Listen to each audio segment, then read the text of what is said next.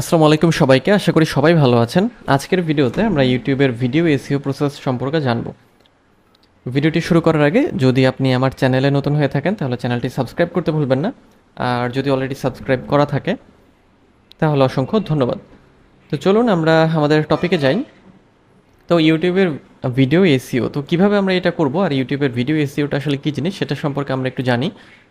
ইউটিউবের ভিডিও এসইওটা হচ্ছে যে আমরা যে ভিডিওগুলো ইউটিউবে আপলোড করি সেই ভিডিও আসলে অডিয়েন্সের সামনে যাচ্ছে কি না বা সেটা আসলে যাবে কি না সেটা নিশ্চিত করার জন্য আমাদেরকে কিছু কাজ করতে হয়, যেটাকে ইউটিউবের ভিডিও এসইও বলা হয়ে থাকে। তো কিভাবে আমরা এই কাজটা করি? ইউটিউবের ভিডিও এসইও করার জন্য আমাদের কিওয়ার্ড রিসার্চ করতে হয়। তার মানে কিওয়ার্ড কী জিনিস, কিওয়ার্ড দিয়েই কিন্তু আমরা সার্চ করি। আমরা যদি ইউটিউবে আসি এবং এখান থেকে আমরা যদি কোনো কিছু লেখা সার্চ করি, যেমন আমরা যদি এখান থেকে ধরেন ইউটিউবে যাই, আমরা ইউটিউব হোক বা গুগল হোক, এই জায়গাতে যে যা লিখে সার্চ করি সেটাই কিন্তু আমাদের এক একটা কিওয়ার্ড। এই যে এইগুলো, হ্যাঁ, আমরা যা লিখে সার্চ করি ওটাই কিওয়ার্ড। তো এই কিওয়ার্ডটা আমাদের রিসার্চ করে নিতে হয় এবং এই কিওয়ার্ড হয় আমাদের ভিডিও রিলেটেড।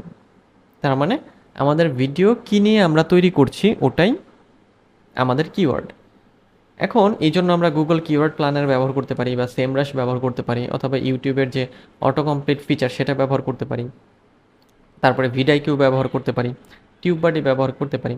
যেমন আমি যদি এখানে এসে ল্যাপটপ প্রাইস লিখে সার্চ করি, ল্যাপটপ প্রাইস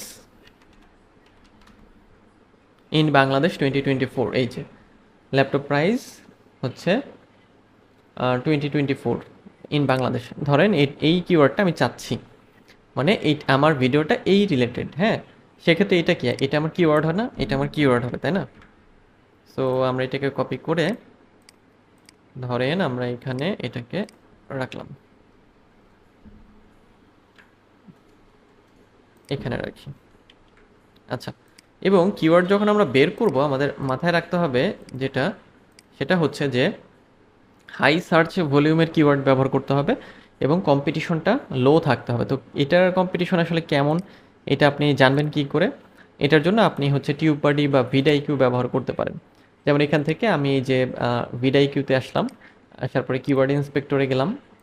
এখান থেকে আমি যদি কিওয়ার্ড লিখে এখানে সার্চ করি, তো এরপরে আমি দেখতে পারবো যে এই কিওয়ার্ডের আসলে কম্পিটিশনটা কেমন। কম্পিটিশনটা হচ্ছে যে ভেরি লো, সার্চ ভলিউমটা হচ্ছে যে ভালো। সো এই কিওয়ার্ড আমি ব্যবহার করতে পারি। ওকে, সো একই রকমভাবে আপনি টিউববাডি ব্যবহার করতে পারেন অথবা কিওয়ার্ড প্ল্যানার ব্যবহার করতে পারেন, যেটা আপনার ইচ্ছা সেটাই আপনি ব্যবহার করতে পারেন। এবং একই সাথে আপনি লং টেল কিওয়ার্ডগুলো যদি ব্যবহার করেন সেক্ষেত্রে আপনার রেজাল্টটা ভালো আসার সম্ভাবনা বেশি, কারণ অনেক পিপল বা অনেক অডিয়েন্স আছে যারা লং টেল কিওয়ার্ড লিখে সার্চ করে।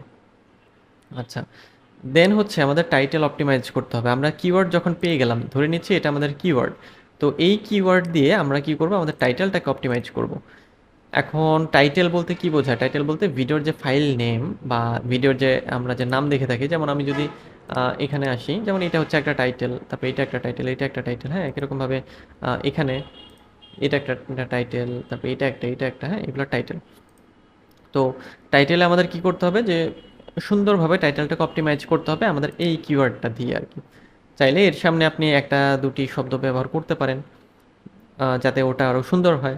আচ্ছা, দেন টাইটেল অপটিমাইজের পর আমরা ডেসক্রিপশনে যাব, এবং ডেসক্রিপশন হচ্ছে যে আমরা ডিটেলড লিখতে হবে, কিওয়ার্ড অ্যাড করতে হবে এবং এর মধ্যে 200 ওয়ার্ড মিনিমাম, মানে কমপক্ষে রাখতে হবে। আর সবচেয়ে মানে হাইস্ট যে ক্যারেক্টার দেওয়া যায় ডেসক্রিপশনে সেটা হচ্ছে 5000 ক্যারেক্টার।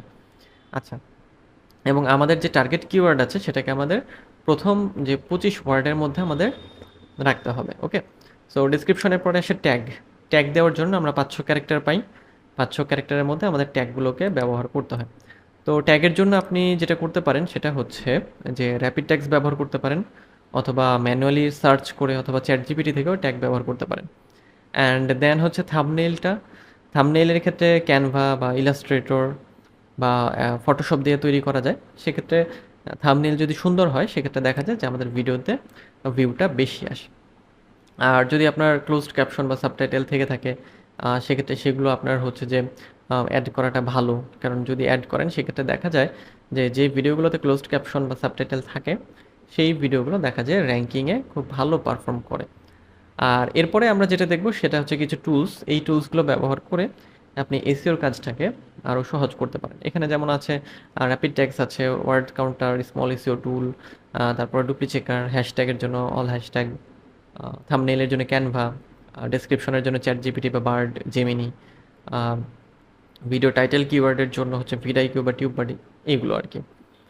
তো এইভাবে যদি আপনি আপনার ভিডিওগুলোকে এসইও করেন, এবং এটা শুধু একটা ভিডিওর জন্য না, প্রত্যেকটা ভিডিওর জন্য আলাদা আলাদাভাবে যদি করেন, সেক্ষেত্রে আপনার ভিডিওগুলো হচ্ছে দেখবেন যে দ্রুত র্যাঙ্ক করবে, এবং এসইওর ক্ষেত্রে সেটা 100-র মধ্যে 100, বা যদি স্কোর 50-এর মধ্যে দিয়ে থাকে ভিডাইকিউ, সেই 50-এর মধ্যে 50 হচ্ছে সে টপ পারফর্ম করবে, মানে এসইও স্কোরের মধ্যে। তো আজকে এই পর্যন্তই, দেখা হবে নেক্সট ভিডিওতে। সে পর্যন্ত সবাই ভালো থাকবেন আর আমার চ্যানেলের সাথেই থাকবেন।